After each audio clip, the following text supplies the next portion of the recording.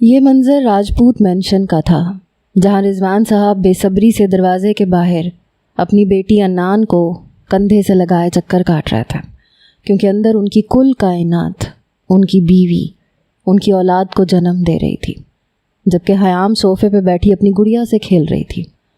اللہ میرے بیٹے کو اپنی نعمت سے نوازنا، اسے اس دولت کے وارث سے نواز دے، میرے بیٹے کو کندھا مل جائے گا۔ رضوان صاحب کی والدہ ہاتھ پھیلائے پوتے کے لیے دعائیں کر رہی تھیں، جسے سن کے رضوان صاحب نے سر جھٹکا تھا۔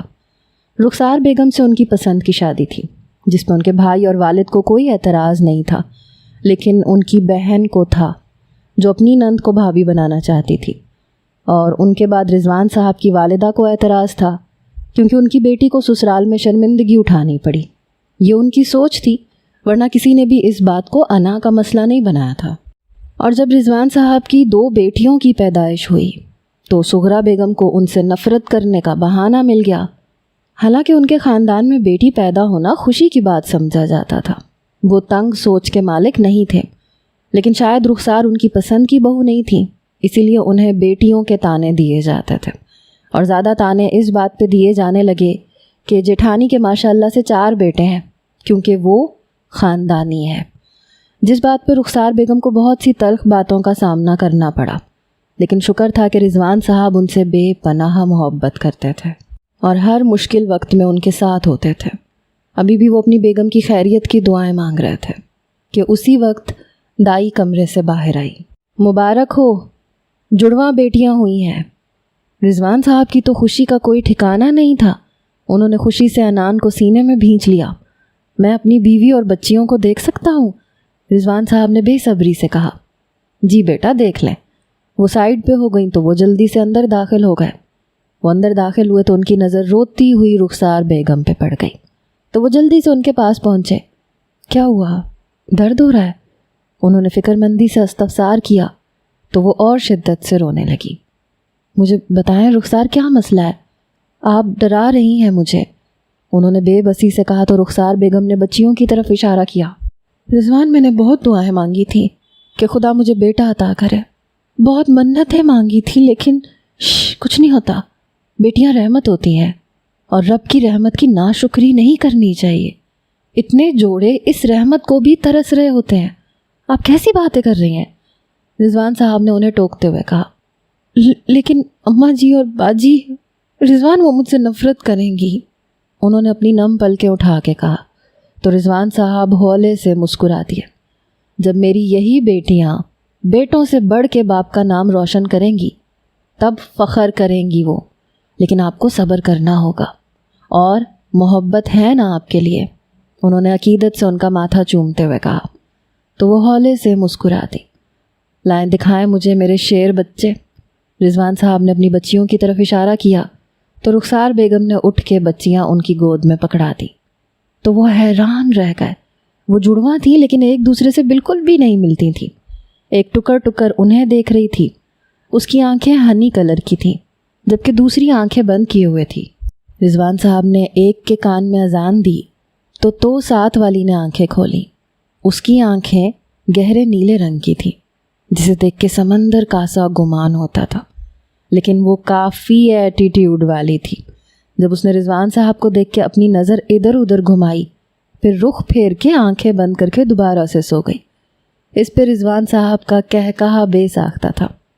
نیلی آنکھوں والی میری مائسہ اور شہد جیسی مٹھاس لیے آنکھوں والی نبال، انہوں نے جھک کے اپنی بیٹیوں کے ماتھے چومے اور انہیں رخسار بیگم کے حوالے کیا۔ بدبخت نے پھر سے بیٹی پیدا کر دی، وہ بھی 1 نہیں 2۔ سغرا بیگم اپنی بیٹی کو فون پہ بتا رہی تھی۔ نہ جانے دوسری طرف سے کیا کہا گیا کہ انہوں نے ہنکارا بھرا، اور تمہیں کیا لگتا ہے اپنے بیٹے کی جائیداد میں ان ماں بیٹیوں کو ہڑپنے دوں گی؟ ہاں ٹھیک ہے، بعد میں فون کرتی ہوں۔ انہوں نے فون رکھا تو نظر حیام پہ پڑ گئی جو اپنی گڑیا سے کھیلنے میں مصروف تھی، تو انہوں نے اپنا غصہ اتارنے کے لیے اسے رکھ کے ایک تھپڑ لگا دیا، جس پہ وہ اوندھے منہ جا گری۔ دفع ہو یہاں سے بدبخت، تو سبز قدم لے کے پیدا ہوئی تھی جس کی وجہ سے میرے بیٹے کو کوئی بیٹا دیکھنا نصیب ہی نہیں ہوا، دفع ہو جا یہاں سے۔ حیام روتے سسکتے ہوئے وہاں سے بھاگ گئی تو انہوں نے غصے سے اپنا سر جھٹکا۔ راجپوت مینشن کے سامنے ہی وائٹ پیلس تھا جو رضوان صاحب کے بڑے بھائی رمضان صاحب کا تھا۔ رضوان صاحب روتی حیام کو چپ کروا کے عدنان کو لیے وائٹ پیلس آئے تو سامنے ہی انہیں رمضان صاحب اور تسلیم بیگم بیٹھی نظر آئیں۔ واہ، آج تو بڑے بڑے لوگ آئے ہیں۔ رمضان صاحب نے انہیں آتے دیکھا تو اٹھ کے ان کے پاس آتے عدنان کو اپنی گود میں لیتے کہا تو رضوان صاحب مسکرا دیے، اور یہ لوگ خوشخبری بھی لائے ہیں۔ رضوان صاحب نے کرسی پہ بیٹھتے ہوئے کہا تو تسلیم بیگم نے چونک کے دیکھا، کیونکہ انہیں جہاں تک معلوم تھا رخسار بیگم کی ڈیلیوری میں 10 دن تھے۔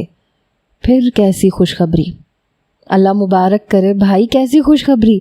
تسلیم بیگم نے تجسس سے استفسار کیا۔ بھابھی، وہ ماشاءاللہ سے جڑواں بیٹیاں ہوئی ہیں، انہوں نے ہچکچاتے ہوئے جواب دیا۔ انہیں کوئی شرمندگی نہیں تھی، لیکن اپنی والدہ کے رد عمل کے بعد وہ تھوڑے سے مایوس ہو گئے تھے۔ یہ تو بہت اچھی بات ہے۔ رمضان صاحب اٹھ کے ان کے گلے لگے تو وہ ہلکے سے مسکرا دیے۔ کیا ہوا رضوان، تم خوش نہیں ہو؟ انہوں نے ان کے بجھے چہرے کو دیکھ کے پوچھا۔ میں کیوں خوش نہیں ہوں گا بھائی، میرا خون ہے۔ لیکن امی، انہوں نے بے بسی سے اپنا سر جھکا لیا۔ انہوں نے آج حیام کو مارا بھی ہے، اپنا غصہ میری معصوم بیٹی پہ اتار دیا۔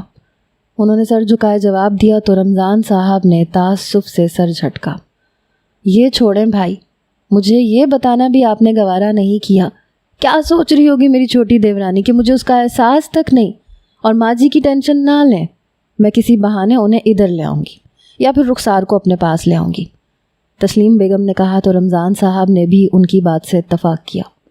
بھائی، میں اپنی دیورانی کو دیکھاؤں، لیکن پہلے اپنے سپوتوں کو بھی بلا لوں تاکہ وہ بھی اپنی نئی کزنز کو دیکھ لیں۔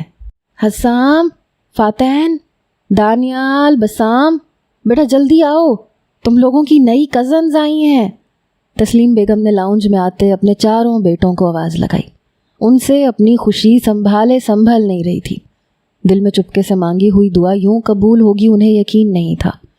وہ چاہتی تھیں ان کی معصوم سی دیورانی کی بیٹیاں ہی اس گھر میں آئیں، جو بالکل اس کے جیسی معصوم اور پیاری اور محبت کرنے والی ہوں۔ یہ بات تو انہوں نے ویسے ہی کبھی سوچی تھی، لیکن آج 2 بیٹیوں کی پیدائش پہ انہیں لگا کہ ان کی دعا قبول ہو گئی۔ جیسے ان کے بیٹے باہر آئے، وہ انہیں لیے راجپوت مینشن آ گئیں۔ آتے ہی انہوں نے حیام حسام کو اور عدنان فاتن کی گود میں دے دی تھی۔ حسام اور فاتن ان کی زبان میں باتیں کرنے کی کوشش کر رہے تھے، کیونکہ حیام 2 سال کی اور عدنان 1 سال کی تھی، اور دونوں بہنیں ابھی ٹھیک سے بات نہیں کرتی تھیں۔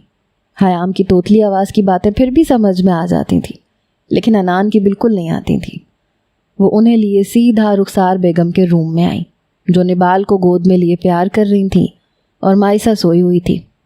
السلام علیکم، بہت بہت مبارک ہو میری جان۔ انہوں نے آتے ہی رخسار بیگم کو چٹا چٹ چوم ڈالا۔ تسلیم بیگم کافی ہنس مکھ مزاج کی مالک تھی، ان کے اتنے پیار پہ وہ ایک دم سے بوکھلا گئیں۔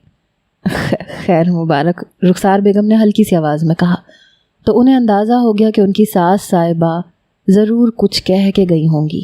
ادھر دو بھائی میری بیٹیاں، انہوں نے ان کے ہاتھ سے نبال کو لیتے ہوئے کہا، اور جب اس کی من موہنی صورت دیکھی تو نہال ہی ہو گئی۔ رخسار، ماشاءاللہ سے یہ کتنی خوبصورت ہے۔ جی بھابھی، رخسار بیگم نے مسکرا کے کہا۔ اللہ نے بے شک انہیں بیٹیاں عطا کی تھیں، لیکن وہ چاروں حسن کی دولت سے مالا مال تھیں۔ اگر ان کی ساس بیٹوں کے تانے نہ دیں تو تسلیم بیگم کو یقین تھا کہ وہ اپنی اتنی خوبصورت بیٹیوں پہ غرور ضرور کرتی۔ تمہارا شکریہ رخسار، تم نے مجھے 4 بیٹیاں عطا کر دیں، تسلیم بیگم نے ان کا ہاتھ تھام کے کہا تو رخسار بیگم نے حیران نظروں سے انہیں دیکھا۔ مجھے غلط مت سمجھنا رخسار، لیکن جب حیام ہوئی نا تو نہ جانے کیسے میرے دل سے دعا نکلی کہ اللہ تمہاری بیٹیوں کو میرے بیٹوں کا نصیب بنا دے۔ میری بری نیت نہیں تھی، جیسے مجھے بیٹیوں کی خواہش ہے تمہیں بھی بیٹوں کی خواہش تو ہوگی نا، لیکن آج جب سنا کہ اللہ نے تمہیں 2 بیٹیوں سے نوازا ہے، مجھے لگا میری دعا قبول ہو گئی۔ میں تمہارے آگے جھولی پھیلاتی ہوں رخسار، مجھے اپنی بیٹیاں دے دو۔ مجھے لگ رہا ہے میں نے آج اگر انہیں نہیں مانگا تو دیر ہو جائے گی۔ تم اس سے جذباتی پن کہو یا کچھ بھی، لیکن مجھے خالی ہاتھ نہ لوٹانا۔ آپ مجھے شرمندہ نہ کریں، آپ نے مجھے بہن مانا نہیں ہے، بہن بن کے بھی دکھایا ہے۔ میرے لیے اس سے بڑی خوشخبری کی کیا بات ہوگی کہ میری بیٹیاں آپ کی بہو بنیں، لیکن آپ وعدہ کریں ماں جی کو اور باجی کو نہیں بتائیں گی، ورنہ وہ میری بیٹیوں کو اس بات کے بھی تانے دیں گی۔ انہوں نے تسلیم بیگم کے ہاتھ کو تھام کے کہا تو وہ مسکرا دی۔ میرا دماغ خراب ہے کیا؟ ویسے بھی میں بھی نہیں چاہتی کہ میری بہوؤں کو کسی کی نظر لگے۔ تو طے پایا، حیام میرے حسام کی، انان فاتین کی، باقی 2 بچیوں کے کیا نام ہیں؟ اپنی بات پوری کرتے انہیں یاد آیا کہ نام تو پوچھا ہی نہیں۔ نبال اور مائسہ۔ دروازہ کھول کے مسکراتے ہوئے رضوان صاحب اور رمضان صاحب اندر داخل ہوئے۔ تو بتاؤ میری کون سی بھتیجی میرے کس جن کی ہے؟ رمضان صاحب نے مسکراتے ہوئے کہا تو تسلیم بیگم نے حیرت اور خوشی کے ملے جلے تاثرات کے ساتھ انہیں دیکھا۔ آپ کو ابھی وہ کچھ کہتی کہ وہ بول پڑے۔ مجھے اپنے بھائی کی بیٹیاں اپنے بیٹوں سے بڑھ کے ہیں، اور میں بھی وعدہ کرتا ہوں کہ میں کسی کو نہیں بتاؤں گا، کیونکہ میں بھی نہیں چاہتا کہ ان کو کسی کی نظر لگے۔ انہوں نے اپنی بھتیجیوں کی طرف مسکرا کے دیکھتے ہوئے کہا تو یہ پری میرے دانیال کی؟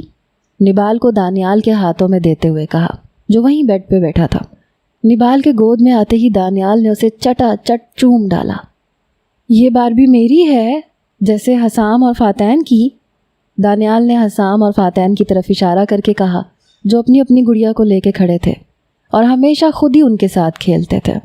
دانیال اور بسام کو کھیلنے نہیں دیتے تھے۔ بالکل میرے چیمپ، یہ آپ کی ہے، رمضان صاحب نے دانیال کے بال بگاڑتے ہوئے کہا تو وہ کھلکھلا کے ہنسا۔ میں بھی کسی کو نہیں دوں گا، نبال کو اپنے ننھے بازوؤں میں دبوچتے ہوئے کہا تو سب ہنس پڑے۔ المیلی، بسام نے اپنی توتلی زبان میں کہا جو کہ 4 سال کا ہو گیا تھا لیکن ابھی بھی ایسے ہی بولتا تھا۔ اور یہ تمہاری ہے۔ تسلیم بیگم نے چھوٹی سی مائسہ اسے پکڑائی تو وہ خوشی سے نہال ہو گیا۔ اس سے پہلے وہ بھی دانیال کی طرح کرتا۔ مائسہ نے ٹکر ٹکر کرتی آنکھوں سے بسام کو دیکھا اور پھر ایسے منہ بنایا جیسے وہ اسے پسند ہی نہیں آیا۔ سب اس کے فیس ایکسپریشنز دیکھ رہے تھے۔ جس نے اب اپنا نیچے والا ہونٹ باہر نکالا، آنکھوں کو لب آنسوؤں سے بھر کے اتنی زور سے رونا شروع کیا کہ بسام نے ڈر کے اسے بستر پہ اچھال دیا۔ مجھے نہیں لینی یہ چلیل، بسام نے رونی شکل بنا کے کہا تو فضا میں سب کے کہے گونجے۔ اچھا بچوں سنو، یہ ہم سب کا سیکرٹ ہے۔ اگر اپنی گڑیا ہمیشہ کے لیے چاہیے تو کسی کو نہ بتانا، سمجھے؟ تسلیم بیگم نے سب کو دیکھ کے کہا تو سب بچوں نے شرافت سے ہاں میں سر ہلایا۔ کچھ سال بعد آپ لوگ جا رہے ہیں تو میں سب کیسے مینج کروں گی؟ باجی اور ماں جی تو مجھے تانے دے دے کے ہی مار دیں گی، رخسانہ بیگم نے چولہے کی آنچ کم کرتے ہوئے تسلیم بیگم سے کہا، کیونکہ کل وہ اور رمضان صاحب عمرہ کرنے کے لیے سعودی عربیہ جا رہا تھا۔ اسی لیے تو تمہیں کہا تھا کہ تم بھی ہمارے ساتھ ہی چلو، بچیوں کو بھی ساتھ لے جاتے۔ تسلیم بیگم نے کمر پہ ہاتھ باندھ کے انہیں گھورتے ہوئے کہا مجھے تو باجی کے ارادے ٹھیک نہیں لگ رہے، تسلیم بیگم نے کہا، کیونکہ جب سے ان کی نند آئی تھی وہ دونوں ماں بیٹی کمرے میں گھسی سارا دن کوئی پلاننگ کر رہی ہوتی تھیں، اور جب کوئی جاتا تو گڑبڑا کے بات بدل دیتی تھیں۔ رخسار میرے ساتھ بازار چلو، کھانا تو بن ہی گیا ہے، انہوں نے رخسار بیگم کا ہاتھ پکڑ کے اپنے کمرے کی طرف لے جاتے ہوئے کہا۔ لیکن ماں جی اور باجی، رخسار بیگم نے ٹالنا چاہا تو انہوں نے گھور کے دیکھا۔ ماں بیٹی کی میٹنگ چل رہی ہے، تب تک ہم آ جائیں گے۔ کمرے میں جا کے اپنی شال نکالی، ایک رخسار بیگم کو دی اور ایک خود لی، پھر انہیں لیے مارکیٹ آ گئی اور ڈھیر ساری شاپنگ کی۔ آپ ہی یہ کیا کر رہی ہیں آپ، ایسے کپڑے؟ انہوں نے پوچھنا چاہا، لیکن وہ تسلیم بیگم ہی کیا جو ان کی سن لیں۔ انہیں چپ رہنے کا اشارہ کر کے اپنی پسند سے ساری شاپنگ کر کے واپسی کی راہ لی۔ گاڑی جب راجپوت مینشن اور وائٹ پیلس کے درمیان آ کے رکی۔ چاچا یہ سامان آپ راجپوت مینشن لے جائیں اور حیام بیٹی کے کمرے میں رکھ دیجیے گا، انہوں نے پرانے خاندانی ملازم سے کہا جو ان کا بہت وفادار تھا۔ اور رخسار تم بھی آج ادھر ہی رہنا، ماں جی یا باجی بلائیں تو بھی نہ آنا، تسلیم بیگم نے رخسار بیگم کو کہا تو انہوں نے سر ہلا دیا اور سامان لے کے راجپوت مینشن میں داخل ہو گئی۔ یہ کیا بکواس ہے، تم لوگوں نے ہمیں بتانا بھی ضروری نہیں سمجھا؟ سغرا بیگم گھر میں نکاح کی تیاریاں دیکھ کے بھڑک اٹھی۔ آنکھ تو صفیہ بیگم کو بھی لگی تھی، لیکن وہ ابھی خاموش تھی۔ میں تو آپ کو سرپرائز دینا چاہتی تھی ماں جی، آپ کے پوتوں کے لیے خاندانی بیویاں لا رہی ہوں، تسلیم بیگم نے ان کے غصے کو کسی خاطر میں نہ لاتے ہوئے کہا، جس پہ سغرا بیگم دانت پیس کے رہ گئی۔ پہلے اس کی ماں نے میرے بیٹے کو ہتھیایا، اب بیٹیاں؟ وہ بھی اور بھی کچھ کہتی کہ رمضان صاحب بول پڑے، کیسی باتیں کرتی ہیں آپ ماں جی؟ پسند کی شادی ہے اور رخسار بھی کسی عام گھر سے تو نہیں ہے نا، اپنے ماں باپ کی اتنی جائیداد کی اکلوتی وارث ہے، لیکن آپ نہ جانے کیسے خاندان چاہتی ہیں، پڑھی لکھی سلجھی ہوئی لڑکی ہے، کبھی اس نے آپ سے یا ہم سے اونچی آواز میں بات کی ہو، اور آپ بس ایک چھوٹی سی بات کو ایشو بنا کے بلا وجہ انہیں اپنی نفرت کا نشانہ بنا رہی ہیں۔ اور ویسے بھی زندگی موت کا کوئی بھروسہ نہیں ہے، اس لیے میں نے یہ فیصلہ کیا ہے کہ آج نکاح ہو جائے۔ اور حسام سمجھدار ہے، باقی اگر نہ سمجھ بھی رہے تو اسے رشتوں کی سمجھ بوجھ ہوگی، وہ سنبھال لے گا۔ اب آپ جلدی سے تیار ہو جائیں، مینشن چلنا ہے۔ پھر رمضان صاحب اپنی بات کہہ کے تسلیم بیگم کا ہاتھ تھام کے اندر چلے گئے۔ 15 سالہ حسام کو 7 سالہ حیام، 13 سالہ فاتین کو 6 سال کی انان، اور 11 سالہ دانیال کو 5 سال کی نبال، اور آخر میں 9 سالہ بسام کو 5 سالہ مائسہ کے نکاح میں دے دیا گیا۔ رمضان صاحب اور رضوان صاحب کی تو خوشی کا کوئی ٹھکانہ ہی نہیں تھا، جبکہ 2 لوگوں کے سینوں پہ سانپ لوٹ رہے تھے۔ ان کا بس نہیں چل رہا تھا کہ رخسار بیگم کو ان کی بیٹیوں سمیت زندہ جلا دیں۔ یہ لو چاکلیٹ لٹل پرنسس، فاتین نے اپنی پاکٹ سے چاکلیٹ نکال کے انان کو دی۔ پہلے تو وہ گھور کے فاتین کو دیکھتی رہی، پھر اس کے ہاتھ سے چاکلیٹ پکڑ کے دور اچھال دی۔ Don't you know I don't like this chocolate, انان نے منہ بنا کے جواب دیا۔ تو تسلیم بیگم اور رمضان صاحب کا مشترکہ کہہ کہا گونجا، چلو بھائی، بہوؤں کے تو نخرے شروع ہو گئے، کوئی نہیں بیٹا، رخصتی ہونے تک عادت ہو جائے گی۔ انہوں نے فاتین کو اپنی گود میں بٹھا کے کہا، جو گھور کے انان کو دیکھ رہا تھا، جو بنا اس کی گھوریوں کا اثر لیے رخسار بیگم کی گود میں جا بیٹھی۔ نہ بیٹے، بیویاں گھوریوں سے قابو میں نہیں آتی۔ وہ بھی فاتین کو تنگ کر رہے تھے، جو بیچارہ رونے کو ہو گیا تھا۔ اکر دیکھو ان میں، بیٹھے بٹھائے ماں کی طرح سب ہڑپ کر گئیں، اور نخرے پھر بھی ختم نہیں ہو رہے، سغرا بیگم نے نخوت سے کہا۔ تو ان سب کے چہروں کے رنگ ایک دم سے پھیکے پڑ گئے۔ خبردار ماں جی، میری بیٹیوں کو کچھ کہا، پہلے یہ رخسار اور رضوان کی بیٹیاں تھیں، لیکن آج سے یہ میری ہیں۔ اور کیا ہڑپا ہے انہوں نے؟ ان کے باپ اور نانا کی جائیداد میرے شوہر اور بیٹوں سے کیا اس پورے خاندان سے بڑھ کے ہیں، اور جتنی دولت ان کے نانا کی ہے نا، میرے میکے میں بھی کسی کی نہیں ہے۔ آج کے بعد میں اپنی بچیوں کے بارے میں ایک لفظ نہیں سنوں گی، سمجھ آئی آپ سب کو؟ تسلیم بیگم ایک دم سے دھاڑی تو سغرا بیگم اور صفیہ بیگم تو گڑبڑا سی گئی، کیونکہ پہلے کبھی انہوں نے اونچی آواز میں بات تک نہیں کی تھی۔ ہم جیسے ہی عمرے سے واپس آئیں گے، ایک فنکشن ارینج کر کے بچوں کا نکاح کا سب کو بتا دیں گے۔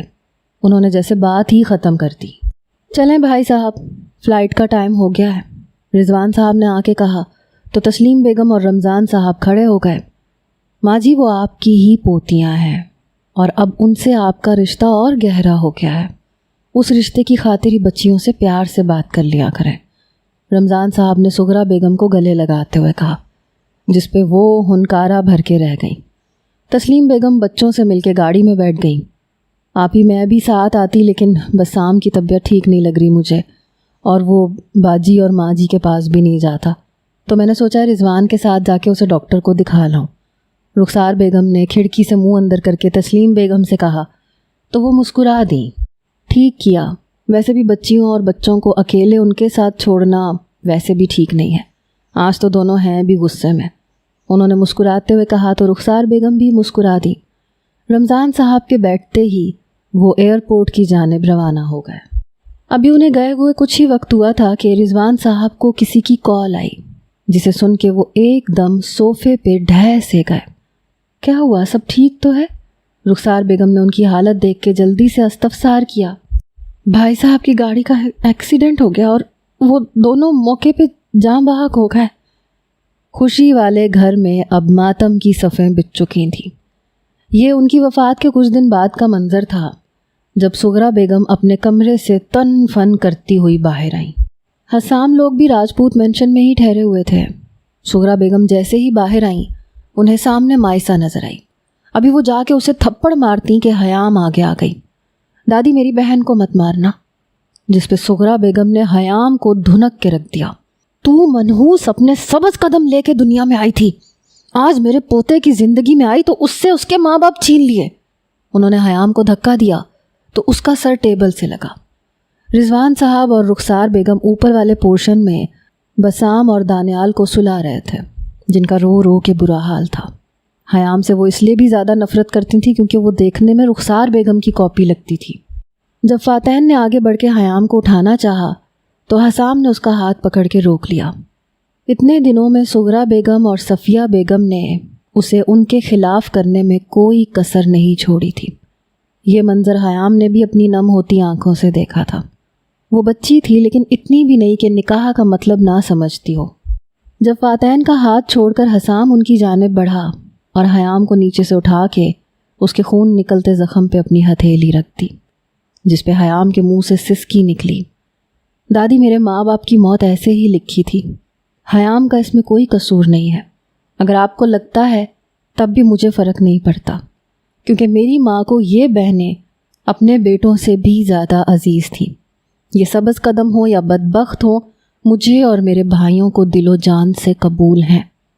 آپ چاہتی ہیں ہم ان کے ساتھ نہ رہیں تو میں آپ کی بات مان کے پھپھو کے ساتھ بھی تو جا رہا ہوں نا اپنے بھائیوں کو لے کے, تو آپ بھی میری بیوی اور بہنوں سے دور رہیں.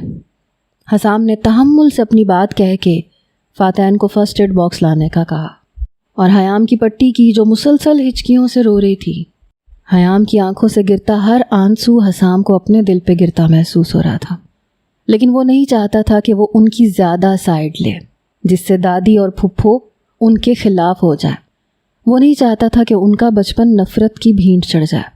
اسی لیے اس نے پھپھو کے ساتھ لندن جانے کا فیصلہ کر لیا تھا. آج وہ چاروں بھائی ہمیشہ کے لیے یہاں سے جا رہے تھے. رخسار بیگم نے لاکھ منتیں کی لیکن صفیہ بیگم نے ان کی ایک نہ سنی. اب وہ روتی ہوئی مائسہ کو چپ کروا رہی تھی جو مسلسل بسام کے پاس جانے کے لیے ضد کر رہی تھی. رو رو کے اس کا برا حال تھا اور وہ چاروں بھائی اپنے دل پہ پتھر رکھے گاڑی میں سوار ہو گئے. حسام نے غلطی سے بھی مڑ کے دیکھنے کی کوشش نہیں کی تھی. دیکھ لیتا تو کمزور پڑ جاتا.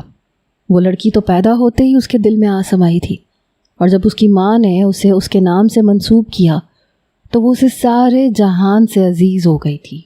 یہ فیصلہ ان کا بچپن بچانے کے لیے کیا گیا تھا, لیکن وہ نہیں جانتا تھا کہ یہ فیصلہ ہی ان کا بچپن چھین لے گا. جتنی محبت اب ان سب کے دل میں ایک دوسرے کے لیے ہے, واپسی پہ اتنی ہی نفرت ہوگی ایک دوسرے کے لیے. اور پھر وہ تڑپتی ہوئی اپنی جانوں کو وہیں چھوڑ کے چلے گئے. زیادہ برا حال نبال کا تھا جو حسام اور فاتحین سے زیادہ اٹیچ تھی, جو اسے سگی بہنوں سے زیادہ پیار کرتے تھے. وہ بہنیں ایک دوسرے کے لیے کافی تھیں لیکن بھائی نہیں. ان کا یہ تانا سن سن کے ان کے دل میں بھی بھائی کی چاہ پیدا ہو گئی تھی, اور آج ان کے بھائی بھی تو بچھڑ گئے تھے. ادھر آ کے بیٹھو میری گود میں, ایک سنسناتی ہوئی آواز اس کے کانوں میں گونجی. نہیں پیچھے ہوں, ڈرتی آواز میں خود کو پیچھے گھسیٹتے ہوئے کہا. کیوں, پرنسس کو ڈر لگ رہا ہے؟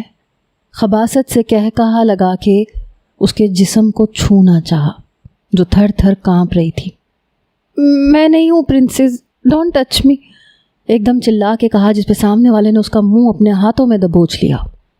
پرنسس نہ سہی, میری رکھیل تو تم ہی بنو گی, اور پھر تمہاری وہ بہنیں. کمینگی سے اس کے چہرے پہ ہاتھ پھیر کے کہا جو آنکھیں نیچے کانپ رہی تھی. میرا نکاح ہوا ہے, میرا شوہر چھوڑے گا نہیں تمہیں. آخری امید سے اس شیطان کو روکنا چاہا جس نے اس کی بات پہ اپنا چہرہ اس کی گردن میں چھپانا چاہا, جبکہ اس کا ہاتھ اس کے جسم پہ گردش کرنے لگا. چھوڑو مجھے, پیچھے ہٹو. آپی, خون نہیں, خون میں نے نہیں کیا. وہ ایک دم ہڑبڑا کے اٹھی تو کمرے میں سورج کی روشنی پوری طرح سے پھیل چکی تھی. ماتھے پہ آئے پسینے کو ہاتھ سے صاف کر کے ٹائم دیکھنے کے لیے سامنے نگاہ اٹھائی تو صبح کے 7 بج رہے تھے. فریش ہونے کی نیت سے واش روم کا رخ کیا. راجپوت مینشن اگر محل تھا تو اس میں رہنے والی بھی شہزادیوں سے کم نہیں تھی, لیکن انہیں کہاں گوارا تھا کہ کوئی انہیں شہزادیاں کہے, کیونکہ وہ شہزادیوں کی طرح دوسروں کے اصولوں اور قوانین پہ نہیں چل سکتی تھیں۔ لوگ انہیں ایموشن لیس کہتے تھے تو ٹھیک ہی کہتے تھے۔ ان کے دل میں محبت، جذبات، پیار صرف ایک دوسرے کے لیے ہی تھے۔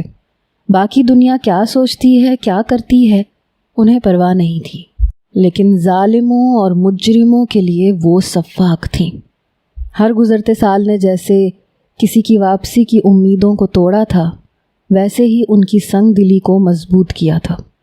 اب انہیں کسی شہزادے کا انتظار نہیں تھا، اور جن کے لیے انتظار میں شدت تھی، اب ہر گزرتے دن کے ساتھ اتنی ہی شدت ان کی نفرت میں ہو رہی تھی۔ وہ ایک دوسرے کے لیے کسی کی جان لینا بھی جانتی تھیں اور دینا بھی۔ 18 سال بعد حسام لوگوں کے لندن جانے کے 6 ماہ بعد سغرا بیگم کے ہارٹ اٹیک کی وجہ سے ان کی لندن میں ہی موت ہو گئی، جو اپنی بیٹی کے پاس گئی ہوئی تھی۔ ہارٹ اٹیک کیوں آیا یہ بات ابھی تک کسی کو نہیں پتہ چلی، جبکہ 8 سال بعد رخسار بیگم کی بھی وفات ہو گئی، جو کہ کافی عرصے سے بیمار تھیں۔ رخسار بیگم کی موت نے حیام، انان، نبال اور مائسہ کو بری طرح سے توڑ دیا تھا۔ پھر 3 سال بعد حیام کے نانا نانی ان کے پاس آ کے رہنے لگے۔ حیام نے اپنی سٹڈیز کے ساتھ اپنے بابا کا بزنس بھی سنبھالنا شروع کر دیا تھا، کیونکہ اپنی بیوی کی وفات کے بعد وہ دنیا سے کٹ کے رہ گئے تھے۔ لیکن حیام نے اپنی گریجویشن کے بعد CSS کے ایگزامز دے کے پولیس فورس جوائن کر لی تھی۔ انان نے جرنلسٹ بن کر اپنی ماما کا خواب پورا کیا تھا، جبکہ نبال نے حیام کے کہنے پہ لائر کا پیشہ اختیار کیا تھا، جبکہ مائسہ کو ہجوم وغیرہ سے خوف آتا تھا، اسی لیے اس نے حیام کے پولیس فورس جوائن کرنے کے بعد آفس دیکھنا شروع کر دیا تھا۔ اور یہ سب کر کے چاروں بہنوں نے اپنے بابا کا سر فخر سے بلند کر دیا تھا۔ لیکن ان سب کے پیچھے اس مقام تک پہنچنے کے لیے کتنی تکلیفیں، کتنا کچھ کھونا پڑا، صرف وہ جانتی تھیں، اور ان تکلیفوں کو، درد کو کسی راز کی طرح اپنے دل میں دفن کر لیا تھا، اور وہ راز ہی ان کے دل کو پتھر بنانے کا سبب بن گئے تھے۔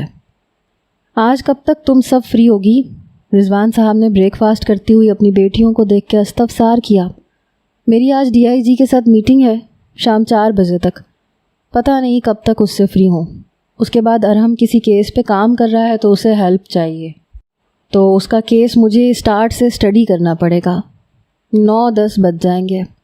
حیام نے انگوٹھے کی پشت کو اپنے نچلے ہونٹ پہ پھیرتے ہوئے کہا، کیونکہ یہ اس کی بچپن کی عادت تھی۔ رضوان صاحب نے سوالیہ نظروں سے باقی تینوں کی طرف دیکھا۔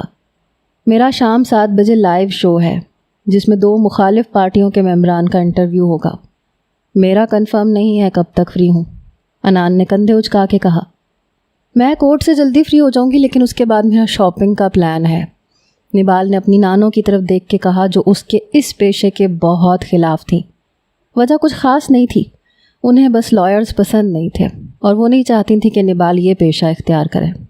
اب رضوان صاحب نے اپنی سب سے چھوٹی بیٹی کو دیکھا، جو اپنی پلیٹ میں چمچ گھمانے میں مصروف تھی۔ ارد گرد کیا ہو رہا ہے اسے کوئی فرق نہیں پڑتا تھا۔ پہلے وہ رضوان صاحب کا بہت خیال رکھتی تھی، ان سے ہر بات شیئر کرتی تھی، لیکن 7 سال سے وہ بہت عجیب ہو گئی تھی۔ اس کا رویہ ان کے ساتھ بہت سرد ہو گیا تھا۔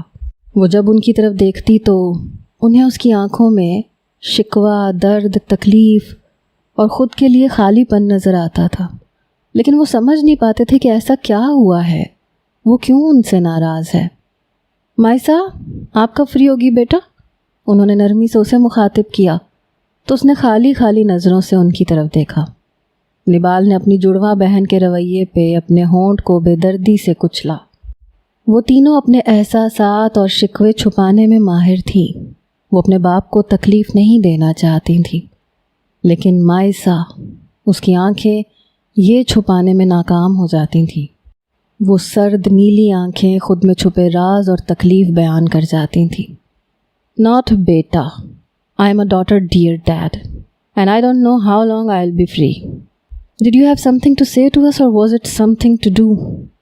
اپنے لہجے کو حد الامکان نرم رکھتے سرد آنکھوں سے پوچھا تو وہ مسکرا دیے۔ وہ مجھے آپ سب کو بتانا تھا کچھ، انہوں نے چاروں کی طرف دیکھ کے کہا، جبکہ اختر صاحب اور فردوس بیگم باپ بیٹیوں کی گفتگو سن رہے تھے۔ اور جانتے تھے کہ ان کی بات پہ ان کا رد عمل کیسا ہوگا۔ جی ڈیڈ کہیے۔ انان کرسی کی پشت سے کمر لگا کے مکمل ان کی طرف متوجہ ہوئی۔ دراصل بات یہ تھی بیٹا، وہ کشمکش میں تھے کہ اپنی بات کیسے کہیں ان سے۔ Whatever you have to say, Dad, just direct say it. You don't have to make a preamble while talking to us.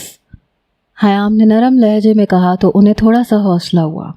بیٹا وہ حسام لوگ آج پاکستان واپس آ رہے ہیں، اور جیسے کہ تم لوگ جانتی ہو آپا وائٹ پیلس کو لاک کر کے گئی تھیں، اسی لیے کبھی اس کی صفائی وغیرہ نہیں ہو سکی، تو میں نے بچوں سے کہا ہے کہ وہ جب تک وائٹ پیلس رینیو نہیں کروا لیتے وہ ہمارے ساتھ رہ سکتے ہیں۔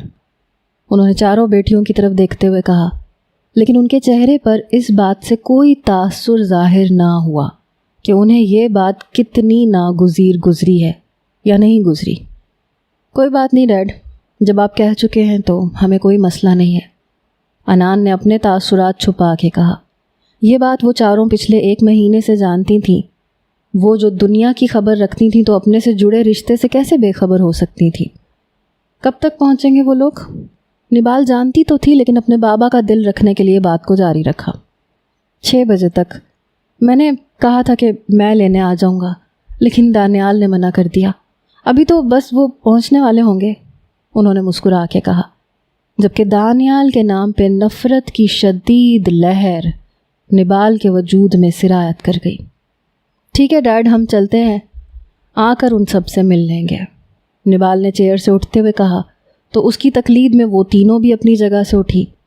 حیام نے اپنی پینٹ شرٹ پر لانگ کوٹ چیئر سے اٹھا کے پہنا، جبکہ نبال نے اپنا ہیلمٹ ٹیبل سے اٹھا کے بازوؤں کے درمیان میں رکھا اور باہر کی طرف قدم بڑھائے۔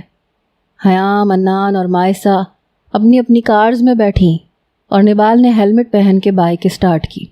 ان سب کو دیکھ کے چوکیدار نے دروازہ وا کیا۔ حیام اور نبال پہلے نکلی۔ ابھی وہ گیٹ پار کرتی کہ سامنے 2 گاڑیاں آ کے رکی۔ دل کی دھڑکن ایک دم سے سست ہوئی، لیکن سر جھٹک کے حیام نے گاڑی آگے بڑھائی، جسے دیکھ کے سامنے گاڑی میں موجود ڈرائیور نے ہڑبڑا کے اپنی گاڑی پیچھے کی، تو حیام اور نبال زن سے اپنی گاڑیاں لے کے نکلی، جبکہ ان کے پیچھے مائسہ اور اس کے ساتھ انان اپنی دائیں طرف کو نکلی تھی۔ ان کے نکلتے ہی وہ دونوں گاڑیاں اندر آئیں۔ رضوان صاحب نے گھڑی کی طرف دیکھا تو رات کے 10 بج چکے تھے۔ ان چاروں میں سے کوئی بھی ابھی تک گھر نہیں آئی تھی۔ پھر وہ اٹھ کے روم سے باہر آ گئے جہاں لاؤنج میں وہ سب بیٹھے ہوئے تھے۔ شام کو صفیہ بیگم نے اپنی 2 بیٹیوں اور ایک بیٹے کے ساتھ آ کے سرپرائز دیا تھا۔ رضوان صاحب کو فکر تھی کہ اب ان کی بیٹیاں کیا ری ایکشن دیں گی، جبکہ اختر صاحب اور فردوس بیگم کھانا کھا کے روم میں چلے گئے تھے۔ صفیہ بیگم کا کہنا تھا کہ وہ رات کا کھانا اپنی بھتیجیوں کے ساتھ کھائیں گی، اسی لیے وہ سب بیٹھے اب ان کا انتظار کر رہے تھے۔ ابھی رضوان صاحب باہر آ کر انہیں کھانا کھانے کا کہتے کہ پورچ میں گاڑیاں رکنے کی آواز آئی، تو ایک دم سے ان کے چہرے پہ مسکراہٹ رینگ گئی، جبکہ فاتین اور دانیال جو اپنے موبائل میں مصروف تھے ایک دم سے سیدھے ہو کے بیٹھے، جبکہ حسام اور بسام نے پیچھے مڑ کے دروازے کی جانب دیکھا، جہاں سے سب سے پہلے انان داخل ہوئی۔ السلام علیکم ایوری ون، موبائل پہ کچھ ٹائپ کرتے ہوئے بنا سر اٹھائے سب کو مشترکہ سلام کر کے سیڑھیاں پھلانگتی ہوئی اپنے کمرے میں چلی گئی، جبکہ صفیہ بیگم نے طنزیہ نظروں سے فاتین کو دیکھا۔ بیٹا میں کہنا تو نہیں چاہتی، میرا خون ہے وہ چاروں، لیکن فطرت ان میں اپنی ماں والی ہے۔ ماں نے بھی اپنا منگیتر چھوڑ کے میرے بھائی کو پیچھے لگا لیا، بیٹیوں کا بھی رویہ ایسا ہی ہے۔ فاتین کے کانوں میں صفیہ بیگم کا جملہ گونجا جب اس نے کچھ سال پہلے انان کو برتھ ڈے وش کرنے کے لیے فون کیا تھا، اور اس نے فاتین کی آواز سن کے فون رکھ دیا تھا۔ ابھی وہ انہی خیالوں میں گم تھا جب حیام اور نبال لاؤنج میں داخل ہوئیں، سب پہ طائرانہ نگاہ ڈالی۔ السلام علیکم بابا، نبال نے مسکرا کے رضوان صاحب سے کہا، تو انہوں نے اشارے سے مہمانوں کو سلام کرنے کا کہا۔ بابا میں فریش ہو کے آتی ہوں۔ ان کے اشاروں کو اگنور کر کے اپنے روم کی طرف قدم بڑھائے، جبکہ حیام بنا سلام کیے پہلے ہی اوپر چلی گئی تھی۔ ان کی نظر سامنے سے آتی مائسہ پہ پڑی تو انہیں اس پہ شدید غصہ آیا۔ آفس 7 بجے بند ہو جاتا تھا۔ انہوں نے کتنے میسج کیے تھے کہ بیٹا ٹائم پہ آ جانا، जिन्हें सीन करके उसने जवाब तक नहीं दिया था। मायसा कहाँ थी तुम? कब से मैसेज किए मैंने तुम्हें? तुम हयाम के साथ थी, ना निबाल के साथ और ना अनान के साथ। उन्होंने अपना गुस्सा दबा के नरम आवाज़ में इस्तफसार किया। तो मायसा ने सर्द नज़रें उठा के उनकी तरफ देखा और फिर बाईं जानिब सोफ़ों पे बैठे हुए उन सब को बसाम पे नज़र डाल के एक पल के लिए ठहरी, लेकिन सूरत से नज़रों का जाविया बदल लिया। जितनी नज़रें फेरनी हैं फेर लो मिसेस, तुम्हारी हर बेरुखी का बदला सूद समेत लूँगा। होंठों पे मुस्कुराहट सजा के इस्तेहकाक भरी नज़रों से उसका जायज़ा लिया तो माथे के बलों में एकदम से इजाफा हुआ। वाइट पैंट शर्ट पहने लाइट पिंक कलर का लॉन्ग कोट था जो अब उसने अपने दाएं बाजू में थामा हुआ था। वो सामने वाले को पल में बहका सकती थी। झूठ में बोलना नहीं चाहती और सच आपको बर्दाश्त नहीं होगा। अपनी बात करके बिना उनकी सुने अपने कमरे की जानिब बढ़ गई। आज पहली बार रिजवान साहब उसके ऐसे जवाब देने पे हैरान रह गए। मुझे लगता है भाई साहब आपकी बेटियों को हमारा यहाँ आना पसंद नहीं आया, सफ़िया बेगम ने तंजिया लहजे में कहा तो वो चौंके। वो आप पर ही गई हैं सब की सब। आपको उनका दुनिया में आना पसंद नहीं आया था, लेकिन मेरी बेटियों को आपके यहाँ आने से कोई एतराज़ नहीं है। वो मुझसे नाराज़ थी किसी बात पे। रिजवान साहब ने हल्के फुल्के अंदाज में मुस्कुरा के कहा तो सफ़िया बेगम की बोलती बंद हो गई। छोड़े चाचू, खाना लगवाएं, बहुत भूख लगी है, दानियाल ने उठ के ड्राइंग रूम की तरफ जाते हुए कहा तो उन्होंने किचन का रुख करके मुलाजिमा को खाना लगाने का कहा। अस्सलाम वालेकुम। उन चारों ने मुश्तरका सलाम करके अपनी अपनी नशिस्त संभाली। वालेकुम अस्सलाम, रिजवान साहब ने जवाब दिया। कैसे हैं भाई आप सब? अनान ने फातैन को इग्नोर करके तीनों को एक साथ मुखातिब किया तो हसाम के होंठों पे मुस्कुराहट रेंग गई। हम तो ठीक हैं, लेकिन लगता है आप लोग हमसे नाराज़ हैं, दानियाल ने निबाल को नज़रों में रख के जवाब दिया तो अनान मुस्कुरा दी। नाराज़ होने के लिए कोई ताल्लुक़ होना ज़रूरी है, और जहाँ तक मुझे पता है हमारा आप लोगों से कोई ऐसा ताल्लुक़ नहीं है। निबाल के जवाब पे उन चारों के होंठों की मुस्कुराहट पल में गायब हुई। राइट डियर मनकूहा, हमारा वाकई कोई ताल्लुक़ नहीं है। ताल्लुक़ बनाना तो थर्ड क्लास लोगों का काम है, हमारा तो जायज़ रिश्ता है आपसे, दानियाल ने जला देने वाली मुस्कुराहट के साथ कहा तो निबाल खिलखिला के हंस पड़ी, जिस पे वो हैरान तो हुआ लेकिन जाहिर नहीं होने दिया। आपका ये कागज़ी रिश्ता दूसरे कागज़ का मोहताज है, फिर बस 2 कागज़ों की कहानी होगी ये। निबाल के जवाब देने पे हयाम और मायसा ने अपनी मुस्कुराहट छुपाई, जबकि दानियाल ने गुस्से से अपने जबड़े भींचे थे। अभी वो कुछ कहता कि अनान एकदम अपनी कुर्सी से खड़ी होके मुंह खोले सब डिशेस के ढक्कन उठा के देखने लगी। व्हाट द, अल्फाज को रोक के उसने आखिरी डिश का ढक्कन पटखा, जबकि अनान के ऐसे गाली देने पे फातैन को ज़ोर का फंदा लगा, जबकि हकीकत ये थी कि उसे व्हाट द कहने की आदत थी। गाली नहीं देती थी वो, लेकिन जब भी वो ये कहती थी सबको यही लगता था कि वो गाली देने लगी है। अब वो सब हैरान नज़रों से उसे देख रहे थे। ये सब मटन की डिशेस हैं। रूहान सी शक्ल लेके हयाम की तरफ देखा, दिमाग में एकदम झमाका सा हुआ। नज़रें बेसाख्ता अपने सामने बैठे चारों वजूदों पे गई जो अपनी सहर अंगेज शख्सियत के साथ कहीं भी जाकर छा जाते थे। काम डाउन अनान, मैंने ऑर्डर कर दिया था तुम्हारे लिए, बस आने वाला होगा। हयाम के कहने पे अनान संजीदा चेहरा लिए बैठ गई। मुझे नहीं थाना ये दंदा दोस्त, अनान ने मुंह बना के कहा तो फातैन मुस्कुरा दिया। ऐसे नहीं कहते, बुरी बात होती है, फातैन ने हल्के से अनान की नाक दबा के कहा तो उसने खिलखिलाते हुए अपने दोनों हाथ उसकी गर्दन में डाल के उसकी गोद में बैठ गई। मैं नहीं तहती, फिर मुझे तौतलित दे दो, मुझे ये नहीं थाना, अपने नाजुक छोटे छोटे हाथों में फातैन का चेहरा भर के कहा तो उसने दोनों हाथों को थाम के अपने होंठों से लगाया।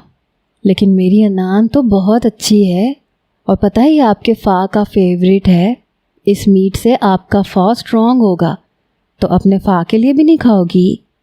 फातैन ने रोनी शक्ल बना के कहा। मुझे भी स्ट्रॉन्ग होना है फ़ा था, अयान ने झट से प्लेट उठाते हुए कहा तो फातैन का खूबसूरत कह कहा गूंजा। تم بچوں نے جاگنا ہے تو جاگو، میں سونے جا رہا ہوں۔ رضوان صاحب کی آواز پہ انان ہوش میں آئی جو اب اپنے روم کی طرف جا رہے تھے۔ ہائے ایوری ون۔ اس آواز پہ حیام لوگوں نے نظریں اٹھا کے دیکھا تو 2 لڑکیاں اور 1 لڑکا آ کے ان کے ساتھ والی چیئرز پہ بیٹھے۔ وہ جانتی تو تھیں کہ وہ ان کی پھپھو کے بچے ہیں، لیکن انجان بنی رہی۔ آپ لوگ کون؟ مائسہ نے حیرت سے بھرپور لہجے میں کہا تو صفیہ بیگم نے خون خوار نظروں سے اسے دیکھا، لیکن لہجے میں مٹھاس گھول کے بولی، تم لوگوں کی کزنز ہیں۔ تم لوگوں کو تو کبھی توفیق نہیں ہوئی کہ کبھی بات ہی کر لیں، لیکن میرے بچوں کو سب رشتوں کا پتہ ہے۔ نہیں پھپھو، بات وہ نہیں ہے۔ As far as I know, you objected to the birth of daughters. That's why I thought maybe…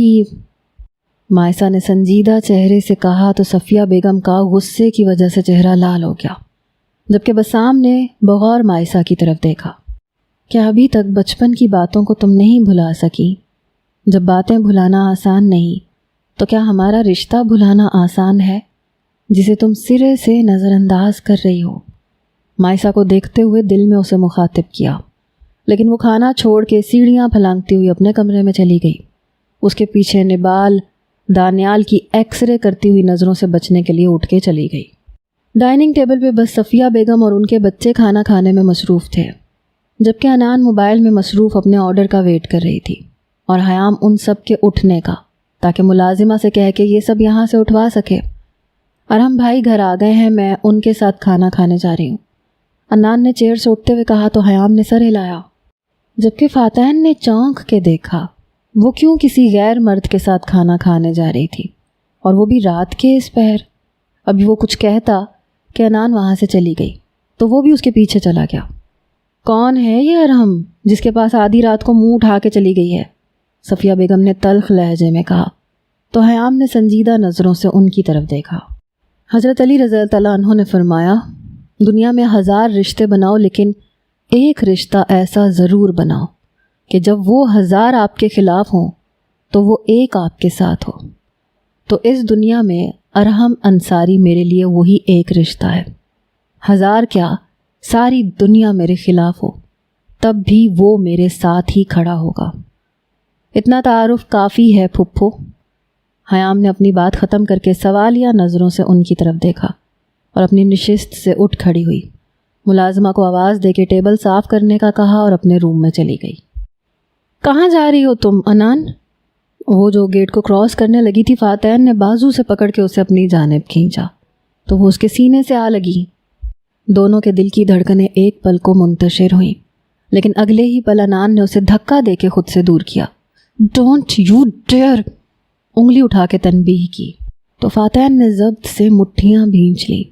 وہ کافی کول مائنڈڈ بندہ تھا، بہت کم کسی بات پہ غصہ کرتا تھا یا پھر کرتا ہی نہیں تھا، لیکن وہ جب سے آیا تھا اس کی اگنورنس برداشت کر رہا تھا۔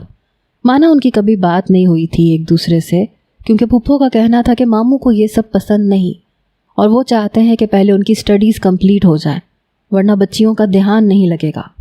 اور وہ جانتا تھا کہ اگر وہ اس سے بات کرنے لگ گیا تو پھر خود کے جذبات کو قابو پانا مشکل ہو جائے گا، اس لیے رابطہ نہیں کیا تھا۔ لیکن ہر عید پر، اس کی برتھ ڈے پر، ہر موقع پہ فاتحین نے رابطہ کرنے کی کوشش کی تھی۔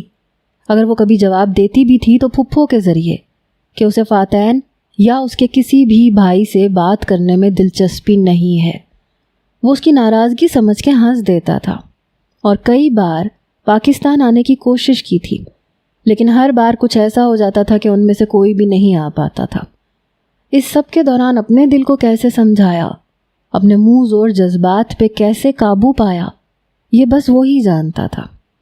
ڈیئر شیئر کی تو بات ہی مت کرو مسز، اس سے بہت کچھ زیادہ کرنے کا حق رکھتا ہوں میں، انان کی انگلی کو اس کی مٹھی میں بند کرتے ہوئے کہا تو انان نے تنزیہ نظروں سے اس کی طرف دیکھا۔ اپنے حقوق تو سب کو یاد رہتے ہیں، فرائض بھی یاد ہیں کیا؟ انان نے تلخ لہجے میں کہا تو فاتحین نے جبڑے بھینچ لیے۔ بھوری آنکھیں پل میں سرخ ہوئیں جبکہ انان جھٹکے سے مڑی اور گیٹ پار کر گئی، جبکہ فاتحین کئی لمحے اسے خود سے دور جاتا دیکھتا رہا۔ ماما ٹھیک کہتی تھی، پیسے کا پاس ہونا کچھ نہیں ہوتا، رشتوں کا، اپنوں کا پاس ہونا معنی رکھتا ہے۔ غلط فیصلہ کر گئے ہم حسام، دل میں حسام سے مخاطب ہوتے ہوئے کہا، کیونکہ چاہے انان جتنی مرضی نفرت کا اظہار کرے یا سرد مہری دکھائے، وہ آج بھی بچپن کی طرح اس کی ہر بات بن کہے جان جاتا تھا۔ اس کی آنکھوں میں غصہ اور نفرت سے زیادہ شکوے تھے، اور یہی بات فاتین راجپوت کو بے چین کرنے کے لیے کافی تھی۔ ماما کہتی تھی میاں بیوی کا رشتہ اللہ کو بہت پسند ہے۔ عورت کے لیے اس کے شوہر سے زیادہ مخلص کوئی نہیں ہوتا، وہی اس کا محافظ اور سائبان ہوتا ہے۔ اس رشتے کا نعم البدل کوئی دوسرا رشتہ نہیں ہو سکتا۔ ٹھیک ہی کہتی تھی وہ۔ ان گزرے 18 سالوں میں یہی جانا ہے میں نے کہ کچھ درد، تکالیف اور باتیں ہم کسی سے بھی شیئر نہیں کر پاتے، چاہے وہ ماں باپ ہوں یا جان سے پیارے بہن بھائی۔ ان باتوں کو، اس درد کو ہم صرف اپنے روح سے جڑے رشتے سے کہہ پاتے ہیں، اور کبھی کبھی تو کہنے کی بھی ضرورت پیش نہیں آتی۔ اور تم کیا جانو حسام راجپوت، زندگی کی کس کس ٹھوکر پہ اپنے رب کے بعد حیام راجپوت نے کتنی بے بسی اور تکلیف میں تمہیں یاد کیا تھا، اور جواب میں کیا سننے کو ملتا تھا؟ Hussam is busy with his studies, he is busy settling his business, he does not want to talk۔ اور آج تم کتنے حق سے میرے سامنے آ کے بیٹھ گئے، جیسے میرے ہاتھ اس امید کی ڈور تھما کے گئے تھے کہ تم صرف اور صرف میرے رہو گے اور واپس لوٹ آؤ گے۔ لوٹ تو آئے ہو، لیکن صرف میرے کب رہے ہو؟ گھپ اندھیر کمرے میں کرسی کی پشت سے سر ٹکائے، ہاتھ میں پکڑے لائٹر کو جلانے اور کبھی بجھانے کے عمل کے دوران سپاٹ نظریں غیر مرئی نقطے پہ مرکوز تھی۔ میاں بیوی کو ایک دوسرے سے نفرت ہو جاتی ہے کیا؟ ماما تو کہتی تھی نکاح میں بہت برکت اور طاقت ہوتی ہے، اللہ دلوں میں محبت ڈال دیتا ہے۔ تو پھر تمہیں کیوں نہ ہوئی مجھ سے محبت دانیال راجپوت؟ محبت نہ صحیح، غیرت مند مرد بن کے اپنی عزت کو اپنی آنکھوں کے سامنے رکھتے ہیں۔ تمہیں پتہ ہے مجھے تم سے نفرت نہیں ہے، کیونکہ میں بہت شدت پسند ہوں، اور شدید نفرت شدید محبت کا ہی دوسرا رخ ہوتی ہے۔ اور جس رشتے میں رب خود محبت پیدا کرے تو میں نفرت کیسے کر سکتی ہوں؟ تم سے تو جنگ ہے میری، اور نبال راجپوت کو اس جنگ کو جیتنے کے لیے مرنا بھی پڑا تو وہ مر جائے گی۔ ٹیرس پہ کھڑے چاند کو تکتے ہوئے ہمیشہ کی طرح وہ آج بھی اپنے خیالوں میں دانیال راجپوت سے مخاطب تھی۔ میں چھوٹی تھی، تم سے جڑے رشتے کو جانتی نہیں تھی، لیکن جب ماما کہتی تھی کہ تم میرے پرنس ہو، مجھے اپنے ساتھ لے جاؤ گے، تو تمہارے ساتھ جانے کے خواب خود بخود میری پلکوں پہ آن ٹھہرے۔ اور جب وہ سب مائسا نے بری طرح سے اپنے ہونٹ کچلے، کبھی اپنی بہنوں سے نہ کہہ سکی، ان کے سامنے آنکھوں میں آنسو آ جاتے تھے، لیکن کبھی بہنے کی اجازت نہیں دی تھی۔ لیکن ہر رات شدت سے تمہیں یاد کیا۔ میرا دل چاہتا تھا تم میرے پاس ہو، تمہارے گلے لگ کے اپنا سارا درد آنسوؤں کے ذریعے بہا دوں۔ میرا دل چاہتا تھا بسام راجپوت، میں اتنا چیخ چیخ کے روں کہ میرے اندر جو وحشتیں، جو سناٹے ہیں، ان کی دیواریں گر جائیں، میرے ہر آنسو پہ تمہیں اپنی جان نکلتی محسوس ہو۔ کئی بار یہ لگا کہ تم آنے والے ہو، یہی سوچا کہ تم سے ملتے وقت مائسا راجپوت دنیا کی پرواہ نہیں کرے گی، تمہاری باہوں میں آ سمائے گی اور پھر تم سے کہے گی کہ مجھے خود میں قید کر لو۔ مجھے وہ قید دل و جان سے قبول ہوگی، لیکن مجھے اس دنیا سے چھپا لو۔ لیکن ہوا کیا؟ تم تو اپنی نئی دنیا میں گم تھے، مشہور پلے بوائے کہلاتے ہو تم۔ میں نے تمہارے علاوہ کچھ نہیں سوچا، اور تم نے ایک مجھے ہی نہیں سوچا۔ مجھے تم سے جڑی ہر چیز سے نفرت ہے، حتیٰ کہ خود سے بھی۔ ٹیبل پہ پڑی ہر چیز کو زمین بوس کرتے وہ چیخ کے کہہ رہی تھی، لیکن یہ شور بھی کمرے کی 4 دیواری تک ہی رہ گیا۔ کیا فائدہ آپ کی اتنی محنت کا؟ اتنے سال لگا دیے، لیکن وہ یہاں آتے ہی مجنوں بن گئے۔ ان کو دیکھتے ہی ثنا نے نفرت بھرے لہجے میں ان سب کے جانے کے بعد صفیہ بیگم سے کہا، جو خود غصے سے بھری بیٹھی تھی، ہاں ماں، دیکھا آپ نے کیسے وہ بسام محبت بھری نظروں سے مائسا کو تک رہا تھا، جیسے اس کے علاوہ تو کوئی ہے ہی نہیں یہاں۔ فرا نے بھی آگ لگائی تو صفیہ بیگم نے چمچ پٹخ کے پلیٹ میں رکھا۔ اتنی اکڑ دکھا رہی تھی وہ، لیکن فاتحین صاحب کیسے دم دبا کے پیچھے بھاگے اس انان کے۔ چپ کرو تم تینوں، صفیہ بیگم نے اپنے بیٹے فہد کی بات کاٹتے ہوئے کہا، تو وہ تینوں چپ کر گئے۔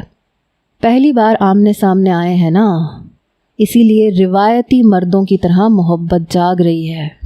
پرورش تو میری ہی ہے، اگر پرورش بھی یہاں کام نہ آئی تو اتنے سالوں کی نفرت جو بوئی ہے اپنی باتوں سے، بس اس شعلے کو بھڑکانے کی دیر ہے۔ جسے ناراضگی سمجھ رہے ہیں یہ سب، ایک دوسرے کو جان سے مارنے کے در پہ نہ آئے تو میرا نام بھی صفیہ نہیں۔ اپنے لفظوں میں زہر بھر کے کہا تو ان کے تینوں بچے اس بات پہ مسکرا دیے۔ ایک دم سے کوئی دروازہ کھول کے اندر داخل ہوا تو حیام نے آنکھیں کھول کے اندھیرے میں آنے والے کو دیکھنا چاہا، جو اب ہاتھ سے ٹٹول کے لائٹس آن کر رہا تھا۔ ایک دم سے سارا کمرہ روشنی میں نہا گیا تو حیام نے آنکھیں زور سے میچ لیں۔ وہ کب چیئر پہ ہی سر رکھ کے سو گئی تھی پتہ ہی نہیں چلا، اور اب ایک دم سے اتنی لائٹس آن ہونے پہ آنکھوں میں ایک دم چبھن سی ہوئی۔ دروازہ بند ہونے کی آواز پہ حیام نے آنکھیں کھول کے سامنے دیکھا تو حسام دروازے سے ٹیک لگائے مخمور نظروں سے اسے ہی دیکھنے میں مصروف تھا۔ یہ کیا بدتمیزی ہے؟ ساری عمر باہر گزارا ہے، ابھی تک اتنے مینرز نہیں آئے کہ کسی کے روم میں دستک دیے بغیر نہیں جاتے۔ حیام نے اپنی جگہ سے اٹھتے ہوئے بدتمیزی سے کہا تو حسام نے اپنی مٹھیاں بھینچ کے غصہ ضبط کرنا چاہا۔ روم چھوڑو، میں تو چینجنگ روم میں بھی وداؤٹ پرمیشن آنے کا حق رکھتا ہوں، میکورا زون لاٹے، حسام نے گھمبیر آواز میں کہا تو حیام نے سخت نظروں سے اسے گھورا۔ شاید وہ سمجھ رہا تھا کہ اسے اسپینش نہیں آتی، لیکن وہ نہیں جانتا تھا کہ بزنس کی وجہ سے کئی ممالک میں وہ جا چکی ہے تو اسے کافی زبانیں آتی تھیں۔ ایسے حوث کے مارے دل کی جانے کتنی دھڑکنیں ہوں گی، مجھے ان میں شمار نہ ہی کرو تو بہتر ہے۔ حسام کو لگا کسی نے پگھلتا ہوا سیسا اس کے کانوں میں ڈال دیا ہو۔ سیاہ آنکھیں پل میں سرخ ہوئیں، لمبے لمبے ڈگ بھرتا وہ پل میں حیام کے روبرو کھڑا ہوا، جو سنجیدہ نظروں سے اسے ہی دیکھ رہی تھی۔ دونوں ہاتھوں میں حیام کے بازو دبوچ کے اسے خود سے قریب کیا، جو کہ ابھی بھی سنجیدہ نظریں لیے اسے ہی دیکھ رہی تھی۔ آج میں نے سن لیا اور برداشت بھی کر لیا مسز، آئندہ یہ غلطی کبھی نہ کرنا، کیونکہ محبت اور کردار دونوں پہ حسام راجپوت کوئی بات برداشت نہیں کر سکتا۔ سرد لہجے میں حیام کی آنکھوں میں آنکھیں ڈال کے کہا تو وہ ہنوز سنجیدہ چہرہ لیے اسے دیکھ رہی تھی، جیسے کہنا چاہ رہی ہو جو مرضی کہو مجھے فرق نہیں پڑتا، لیکن اپنے ہاتھوں میں نازک خوشبوؤں بھرا وجود حسام راجپوت کو اپنے اعصابوں پہ چھاتا محسوس ہو رہا تھا۔ بازوؤں سے سرکتے ہوئے ہاتھ کمر پہ آئے، کمر پہ گرفت مضبوط کر کے رہا سہا فاصلہ بھی ختم کر دیا۔ حسام نے استحقاق بھری نظروں سے حیام کے چہرے کے نقوش کو دل میں قید کیا۔ تم کیا جانو مسز، تمہارے لیے یہ حسام راجپوت کتنا تڑپا ہے، گھمبیر آواز میں نظروں کے راستے حیام کو دل میں اتارتے ہوئے کہا تو اس نے تلخی سے مسکرا کے حسام کو دیکھا اور اپنے دونوں ہاتھ اس کے کندھے پہ رکھ دیے۔ حسام کے دل نے ایک بیٹ مس کی اور حیام کو شدت سے خود میں بھینچ لیا۔ سوچتا تھا جب تمہیں ملوں گا تو کیا بات کروں گا، کہاں سے شروع کروں گا، لیکن جب تم سامنے آئیں تو لگا کہ میں تو صدیوں سے تم سے باتیں کرتا آیا ہوں، کوئی تمہید باندھنے کی ضرورت ہی پیش نہیں آئی۔ سامنے موجود وجود میرا تھا، میری ملکیت، میری ہر آتی جاتی سانس کی گواہی تھا۔ نہ کوئی جھجک محسوس ہوئی، بس محسوس ہوئی تو محبت، اپناپن، یہ احساس محسوس ہوا کہ تم تو ازل سے میری تھی۔ اپنی گھمبیر آواز میں سرگوشی کرتا وہ حیام کے دل کی دھڑکنیں منتشر کر گیا تھا، لیکن ماضی ایک دم سے نظروں کے سامنے لہرایا تو حیام نے سختی سے ہونٹ بھینچ لیے اور نظریں اٹھا کے دیکھا تو آنکھوں میں جذبات کا ٹھاٹھے مارتا سمندر لیے وہ اسے ہی دیکھ رہا تھا۔ تمہیں یہ سب کرنے کی ضرورت نہیں ہے۔ حیام کی بات پہ حسام نے حیران نظروں سے اسے دیکھا۔ میں نے کبھی کسی کا حق نہیں مارا، تو تمہارا حق کیسے رکھ سکتی ہوں؟ اگر یہ سب اپنا حق لینے کے لیے کر رہے ہو تو لے لو، لیکن اس کے بعد مجھے اپنی شکل کبھی مت دکھانا۔ हयाम की बात पे हसाम ने बेयकीनी से उसकी तरफ देखा। आंखों में अपने लिए बेएतनाई और नफरत देख के उसे अपना दम घुटता हुआ महसूस हुआ। कहने को तो जैसे कोई लफ्ज़ ही नहीं बचा था। एकदम से हयाम को खुद से दूर धक्का दिया। बेयकीनी की जगह गुस्से ने ले ली। खूनख्वार नज़रों में आग सी तपिश लिए हयाम को देखा। हसाम के ऐसे देखने पे एक सर्द लहर उसे अपने वजूद में सिरायत करती महसूस हुई, लेकिन सर झटक के उसकी आंखों में अपनी आंखें गाड़ी। बहुत शौक है ना हक देने का, तो तैयार रहना मिसिज हसाम राजपूत, बहुत जल्द अपना हक तुमसे वसूल करूँगा। और शक्ल तो सारी ज़िंदगी तुम्हें यही देखनी पड़ेगी। तुम्हारे नाम पर मेरी छाप है, लेकिन तुम्हारे वजूद पे भी इतनी गहरी छाप छोड़ूंगा कि जब भी चेहरा देखोगी तो मेरा ही अक्स पाओगी। दबी दबी आवाज़ में हुर्रा के कहा और लंबे लंबे डग भरता वहाँ से चला गया, जबकि हयाम अभी भी बंद दरवाजे को देख रही थी।